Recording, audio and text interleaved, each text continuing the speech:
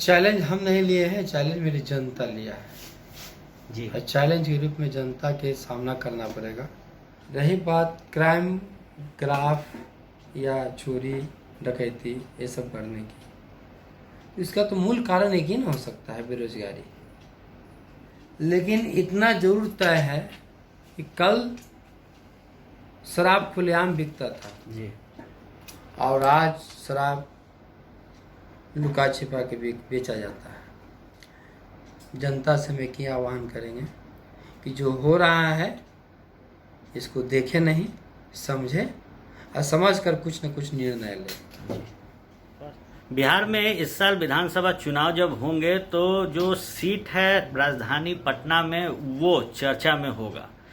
पिछले साल जब बारिश आई तो पटना डूब गया, उसके बाद नीतीश कुमार की बहुत खिरखिरी हुई थी। इसके साथ ही कुछ और भी जो सीटें हैं राजधानी पटना में वो चर्चा में है, क्योंकि जो समीकरण है वो एक ऐसा समीकरण था दानापुर का भी, जिसने वोट मांगा था मुख्यमंत्री नीतीश कुमार के लिए, वोट मांगा था लालू प्रसाद यादव के लिए। हमारे साथ मौजूद हैं एमएलसी रीतलाल यादव। इनकी भी दावेदारी मजबूत है दानापुर से और निर्दलीय तैयारी कर रहे हैं। जानना इनसे बेहद जरूरी है कि कितनी कठिनाइयां होंगी, क्योंकि जो समीकरण बदल रहा है, जो परेशानियां बदल रही है, उसके बाद जो इनका जनाधार है, क्योंकि एक बड़े वोट से जीत कर एमएलसी ये बने थे, उस पर कितना गाज गिरेगा या फिर उस गाज को उभारते हुए वापस से ये सदन पहुंचेंगे। स्वागत है सर।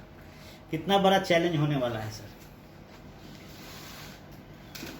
ये चैलेंज हम नहीं लिए हैं, चैलेंज मेरी जनता लिया है जी। और चैलेंज के रूप में जनता के सामना करना पड़ेगा। बाकी जो भी मेरा विरोधी लोग रहेंगे उनको क्या तैयारियां करेंगे इस बार? हर तरह से तैयारी है। जिस रूप में मेरे विरोधी लोग आएंगे उसका डट कर जवाब देंगे। 11 साल के बाद रीतलाल यादव खुद के लिए प्रचार करेंगे। क्या कुछ बदला है इतने सालों में सर? बदलाव कल भी था, आज भी है। कल का बदलाव जो था, मेरे भाई बंधु, परिवार लोग, जनता लोग, सारे लोगों के बीच में आते जाते थे। थोड़ी सी कहीं सस्पेंस की स्थिति रहता था कि जिस व्यक्ति के लिए लोगों मेरे बीच में आ रहे हैं, मांग रहे हैं वोट, हम देंगे, कल वो व्यक्ति कैसा है नहीं है, मेरे लिए काम करेंगे नहीं करेंगे, ये बात सोचने वाले बहुत कम सा लोग थे। लेकिन जब खुद रीतलाल यादव बीच में आया है, लोगों के बीच साथ में रहने के लिए, तो हमको लगता है कि सस्पेंस खत्म हो जाना चाहिए। रीतलाल यादव परसों निकले थे, लोगों के बीच गए थे, क्या समस्याएं निकली सर? क्योंकि बहुत दिन के बाद जमीन पर आप पहुंचे थे और जो परेशानियां थी उसको ढूंढ रहे थे। किस तरीके की परेशानियां निकली? हम तो सबसे पहले यहाँ से गए थे एक उद्देश्य लेकर गए।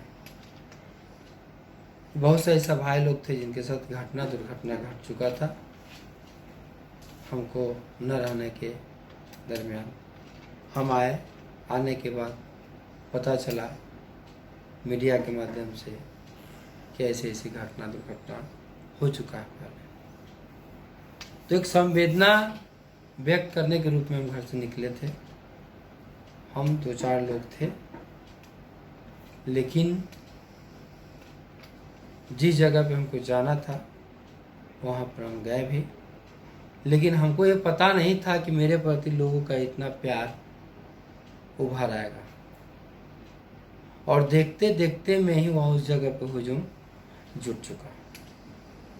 रीतलाल यादव जी, 11 साल में कहा जाता है कि सुशासन की सरकार बनी है। बहुत आपराधिक जो केसेस हैं वो थाना में इस वक्त मिल रहे हैं। आपको नहीं लगता कि दानापुर में जो क्राइम रेट है वो बिहार को और ख़ासतौर पर राजधानी पटना को बदनाम करने वाले रहते हैं? रही बात क्राइम ग्राफ या चोरी डकैती ये सब करने की, इसका तो मूल कारण एक ही ना हो सकता है, बेरोजगारी। बेरोजगारी दूर होगा, सारी दुर्घटना बंद हो जाएगा। रीतलाल यादव ने जेल में रहते हुए रिकॉर्ड वोट से जीत दर्ज की थी। इस बार क्या वो रिकॉर्ड भी टूटेगा? रिकॉर्ड उससे बड़ा टूटेगा।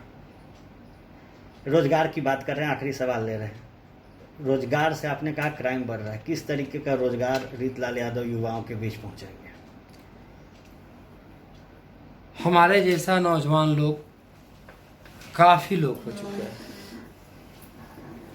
उनके माता पिता जिस रूप में कल तक का जो रोजगार किया करते थे, रोजगार के माध्यम से थोड़ा पैसा कमाए या ज़्यादा पैसा कमाए, लेकिन जो भी कमाए हर व्यक्ति के माता पिता का ही अपने अंदर आत्मा में होता है कि मेरा बेटा कल कुछ कर सके, हम वैसा बना के दे देंगे। और वही किया। 2 वक्त का रोटी कम खाना पसंद किया माता पिता, लेकिन बच्चे को अपना पढ़ाना चाहा। लेकिन पढ़ाई के माध्यम में भी इतना टूट चुका गार्जियन, जो अपने आप में हताहत हो चुका, और उसके बाद में भी अपना हिम्मत नहीं हारा, वो पढ़ाते रहा अपना बच्चा को। पढ़ाते पढ़ाते पढ़ाते जब बच्चा पढ़ गया उनका, फिर भी उनको कहीं किसी भी तरह का कोई रोजगार नहीं मिला, कोई रास्ता नहीं मिला कि वो बच्चा अपना पेट तो भर ले, साथ साथ मेरा भी पेट भर दे। ऐसा नहीं हुआ। और ये सबसे बड़ी कमी है हमारे राज्य में। हम चाहेंगे कि दूर किसी भी हाल में ये चीज़ हो। जी, आखिरी एक और सवाल लेते हैं सर। शराबबंदी किया गया है बिहार में, सबसे ज़्यादा जो मामला शराबबंदी के बाद शराब के लोग बेचने का आता है वो दानापुर से आता है। हमने भी सर्वे किया जिसमें औरतें कहती हैं कि पति का तो शराब छूट गया, लेकिन बेटा जो है वो क्रिमिनल बन गया, शराब बेचता है और पुलिस पकड़ के ले जाती है। हम देखिए ज़्यादा कुछ बोलेंगे नहीं इस पर, लेकिन शराबबंदी से हमको कोई मतलब नहीं है, लेकिन इतना जरूर तय है कि कल शराब खुलेआम बिकता था जी, और आज शराब लुका छिपा के बेचा जाता है। कल शराब खुलेआम बिकता था और लुका छिपा के स्मैक, गांजा, कोकीन, हीरोइन बेचा जाता था। लेकिन आज उसी रूप में स्मैक, चरस, गांजा, कोकीन की तरह दारू भी लुका छिपा के बेचा जा रहा है। और इस सारे के सारे प्रभाव हमारे आने वाले पीढ़ी पे पड़ता जा रहा है। जनता से क्या कहेंगे रीतलाल यादव? जनता से मैं क्या आह्वान करेंगे कि जो हो रहा है इसको देखे नहीं, समझे और समझ कर कुछ न कुछ निर्णय ले। फर्स्ट बिहार झारखंड से बात करने के लिए रीतलाल यादव जी धन्यवाद।